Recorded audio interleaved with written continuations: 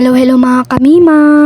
So, by the way, hindi na ako nakapag-video nung sa bahay ako kasi nga nagmamadali ako. At what time na rin, syempre bawal tayo malate sa klase kaya dapat kailangan maaga tayo pumapasok ganun. Update mga mima, andito na tayo sa loob ng school. So, hindi na ako nakapag-video nung sa loob kami ng room kasi busy ako nagsusulat. Then, after nun, nagkukwentuhan kami ng katabi ko about sa basta alam nyo na yun ha. So yun nga mga mima, wala kaming classes sa isang subject kaya yun, sa loob lang kami ng room kasi mamaya pa kami papasok sa isang subject kaya tambay muna kami sa room. Update, so yun na nga mga mima, sa isang room na po kami. Syempre bago mag-discuss si sir, grade reveal muna daw ha.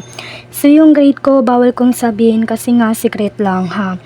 So, nung natapos ng mag-grade reveal yan, mga mima, nag-umpisa nang mag-discuss si sir about social media. So, dapat kailangan makinig tayo para naman may matutunan tayo sa klase ni sir kahit hindi tayo gaano ka-smart, di ba? Yun na nga mga mima, kakatapos lang din ng klase namin, kaya iyan, nakalabas na rin kami sa loob ng room. At paakyat po kami sa 6th floor kasi nga, kakausapin daw nila si ma'am. Kasi yung isang classmate ko, may concern kasi siya. Hindi ko alam kung ano yung concern niya. Basta yun, paakyat po kami sa 6th floor. Update mga mima, iyan, lalabas na rin kami sa loob ng school. Grabe, sobrang init mga mima.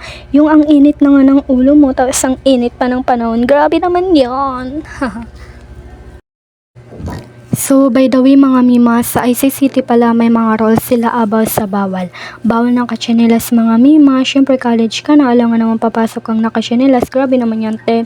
Then, bawal magsuot ng maiksing damit. Syempre, school yung pupuntahan mo, hindi ba te? Ano yung ginawa mo namang ha? Respect naman sa school nyo te.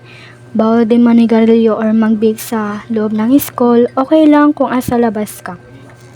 Pwede rin naman magsuot ng civilian kapag meron kang ilalakad about sa mga assessment, ganun.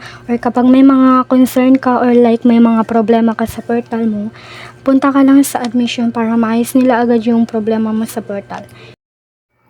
So hanggang dito lang magtatapos mga mima, and shoutout nga pala sa family ko and sa mga kaibigan ko diyan and sa mga classmate ko, sa mga teacher namin. Hindi ko na kayo isa-isahin basta alam nyo na yun kung sino kayo ha. Bye!